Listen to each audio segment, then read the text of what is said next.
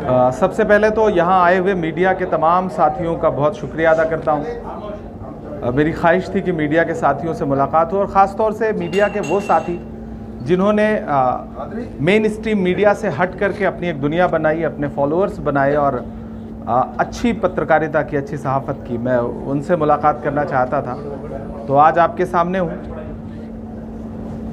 तेलंगाना में state elections चल रहे हैं, आपको पता है 5 सूबों के इलेक्शन हैं, जिसमें 3 सूबों के इलेक्शन हो चुके हैं। अब तेलंगाना और राजस्थान का इलेक्शन बाकी है। राजस्थान का इलेक्शन 25 तारीख को और तेलंगाना का इलेक्शन 30 तारीख को है।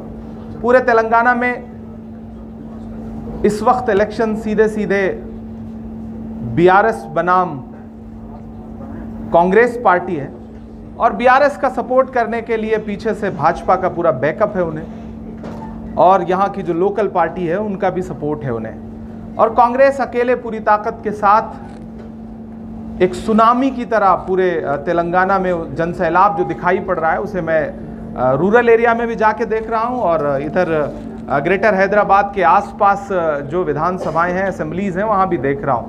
कांग्रेस की जो गारंटीज़ हैं उनमें लोगों का भरोसा इस कदर है कि ख़ास तौर से ख़वातीन जिस शिद्दत के साथ रेवंत रेड्डी की सभाओं में, राहुल गांधी जी की सभाओं में, प्रियंका गांधी जी की सभाओं में, खरगे साहब की सभाओं में, और ख़ुद मैं भी जहाँ जा रहा हूँ वहाँ जिस तरह से उमड़ के आ रहे हैं लोग, और ख़ास तौर से अक़लियतों के भी लोग जिस तरह से उमड़ के आ रहे हैं, वो ये जता रहा है कि पूरे तेलंगाना में कांग्रेस पार्टी क्लीन स्वीप करने जा रही है, क्लियर मेजॉरिटी के साथ सरकार बनाने जा रही है।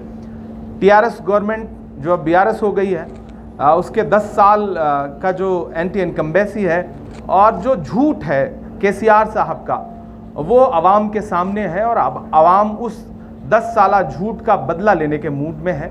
और मुझे पूरा यकीन है कि 30 तारीख को जब तेलंगाना की आवाम ईवीएम की कतारों में खड़ी होगी तो केसीआर साहब के जो तमाम झूठ हैं, 12% रिजर्वेशन का झूठ, शादी मुबारक का झूठ, डबल बेडरूम का झूठ, और साथ ही साथ मुल्क की सेकुलरिज्म को बचाने के लिए, तेलंगाना की सेकुलरिज्म को बचाने के लिए बीजेपी से अलग रहने का जो एक झूठ था उनका, उस झूठ के खिलाफ जाकर के वोट करेगी, मुझे पूरा यकीन है।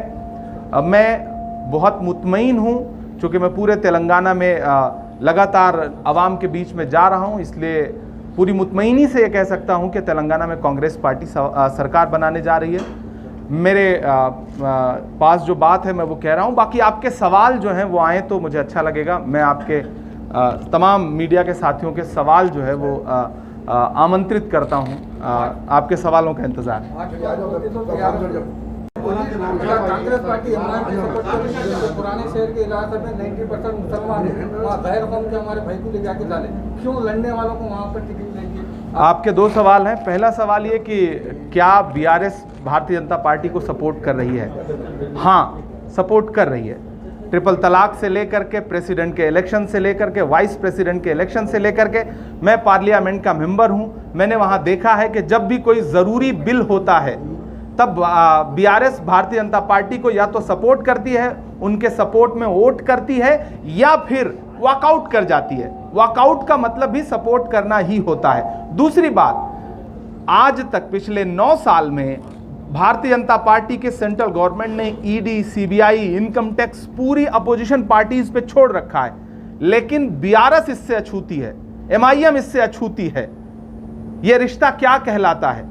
जिस जुर्म में मनीष सिसोदिया पिछले 6 महीने से, संजय सिंह पिछले 1.5 महीने से जेल काट रहे हैं, उस जुर्म के जो असली सूत्रधार हैं उनको पूछताछ के लिए भी नहीं बुलाया जा रहा है। तो ये रिश्ता क्या कहलाता है? पहली बात। दूसरा, आपका सवाल है कि अक़लियतों को टिकट क्यों नहीं दे रही है कांग्रेस पार्टी? कांग्रेस पार्टी ने अक़लियतों को टिकट दिया है। टिकट देने के लिए बहुत सारी चीज़ें देखी जाती हैं। विनिंग सिचुएशन देखी जाती है, कैंडिडेट देखा जाता है, और हमने कोशिश की है कि हम ज़्यादातर ऐसी जगहों पर टिकट दें जहां कैंडिडेट जीत करके असेंबली में पहुंचे, ताकि जीतने वालों का परसेंटेज बढ़ सके। हम इस कोशिश में हैं और हमें पूरा यकीन है कि हम इसमें कामयाब होंगे। और एक बात मैं क्लियर करना चाहता हूं तेलंगाना की आवाम से कि टिकट सिर्फ विधानसभाओं के ही नहीं होते हैं, असेंबली का ही टिकट नहीं होता है, उसके बाद भी टिकट होते हैं, एमएलसी के टिकट होते हैं, राज्यसभा के टिकट होते हैं। तो मुतमईन रहिए, हम यकीन दिलाते हैं तेलंगाना की आवाम को कि राहुल गांधी जी का जो वादा है कि हम हिस्सेदारी के मुताबिक भागीदारी देंगे, तो हम आने वाले वक्त में बाकी जो इलेक्शंस आएंगे, जिसे आप एमएलसी का इलेक्शन कहते हैं, जिसे आप राज्यसभा का इलेक्शन कहते हैं, या फिर हुकूमत बनने के बाद जो बहुत सारी पॉलिटिकल अपॉइंटमेंट्स होती हैं, हम उसमें अक़लियत के लोगों को पूरी नुमाइंदगी देंगे, ये यकीन दिला रहे हैं। पिछले राज्यसभा इलेक्शन में एमआईएम ने आपको सपोर्ट किया था, उनके 2 वोटों से आपने सीट हासिल की, फिर आप दोनों के बीच में क्लैशेस क्यों है? बहुत अच्छा सवाल पूछा है। मैंने आज तक इस सवाल पे कभी जवाब नहीं दिया। आज चूंकि मैं हैदराबाद में बैठा हूं तो मैं इसका जवाब दे रहा हूं। महाराष्ट्र के राज्यसभा के इलेक्शन में कांग्रेस पार्टी ने मुझे कैंडिडेट बनाया। आपको बता दूं कि महाराष्ट्र में राज्यसभा का इलेक्शन जीतने के लिए 41 वोटों की जरूरत थी, 41 एमएलएज की जरूरत थी। कांग्रेस पार्टी के पास वहां 44 एमएलएज ऑलरेडी हैं। इमरान प्रतापगढ़ी को 44 वोट अपनी पार्टी के पूरे मिले, जबकि मुझे जरूरत थी 41 वोट की, लेकिन मुझे 44 वोट मिले हैं, मेरी ही पार्टी के 44 के 44 वोट। अब पलट करके आप उनसे पूछिए जो ये दावा करते हैं कि हमने इमरान प्रतापगढ़ी को वोट दिया, उनसे पूछिए कि आपने इमरान प्रतापगढ़ी का नाम लेकर के शिवसेना को वोट दिया या बीजेपी को वोट दिया। मैं अक्सर एक बात कहता हूं कि एक परिंदा होता है, वो रात में जब सोता है तो अपनी दोनों टांगें ऊपर कर लेता है। उसे लगता है कि जब आसमान गिरेगा तो मैं अपनी टांगों से उसे रोक लूंगा। तो बहुत सारे लोग इसी तरह की जद्दोजहद में, उन्हें लगता है कि दुनिया में जो कुछ हो रहा है हम ही करेंगे, हम ही से हो रहा है। जबरदस्ती की क्रेडिट लेना बंद करिए। इमरान प्रतापगढ़ी को जिताने के लिए कांग्रेस पार्टी के 41 एमएलए प्लस 3 वोट हमारे पास एक्स्ट्रा थे, जो कि 44 के 44 वोट इमरान प्रतापगढ़ी को मिले हैं। यह झूठ बोलना बंद करिए। क्या 2024 के इंतखाबात कांग्रेस स्वीप करेगी? बिल्कुल जी, और अगर ऐसा होता है तो बिल्कुल स्वीप करेगी।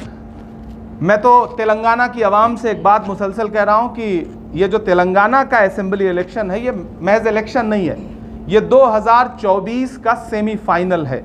तेलंगाना हमें असेंबली इलेक्शन जिता के दे, यहाँ हमारी हुकूमत बना के दे।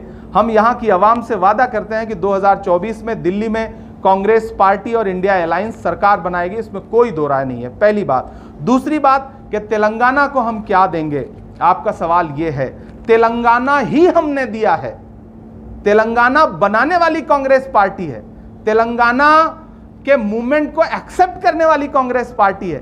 तो तेलंगाना स्टेट हमने दिया है। जब उस स्टेट से हमें इतनी मोहब्बत है कि हमने अपने सियासी नुकसानात झेल कर भी स्टेट फॉर्म किया, स्टेट बनाया, तो आप अंदाजा लगाइए कि सोनिया जी के दिल में, राहुल गांधी जी के दिल में, खड़गे साहब के दिल में, पूरी कांग्रेस पार्टी के दिल में तेलंगाना को लेकर के कितनी हमदर्दी होगी। यहाँ असेंबली इलेक्शंस को लेकर के हमारा जो डिक्लेरेशन है, हमारे अलग अलग कम्युनिटीज से जो वायदे हैं वो आपके सामने, हमारा मैनिफेस्टो आपके सामने।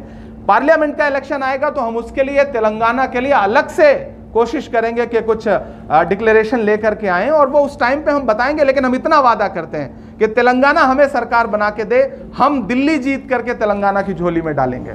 क्या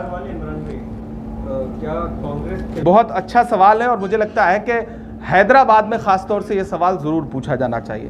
पूरे हिंदुस्तान में बड़ी बड़ी तकरीरों के जरिए बताया जाता है कि हैदराबाद और तेलंगाना तो बिल्कुल महफूज है, जबकि ये वही तेलंगाना है, ये वही हैदराबाद है जहां 77,000 एकड़ जमीनों में से तकरीबन लगभग 60,000 एकड़ जमीनें या तो लूट ली गई हैं वक्फ की, या तो बेच दी गई हैं। बेचने वाले कौन हैं, लूटने वाले कौन हैं, किसका किसका हिस्सा है, आवाम समझती है, आवाम जानती है, हमें बताने की जरूरत नहीं है।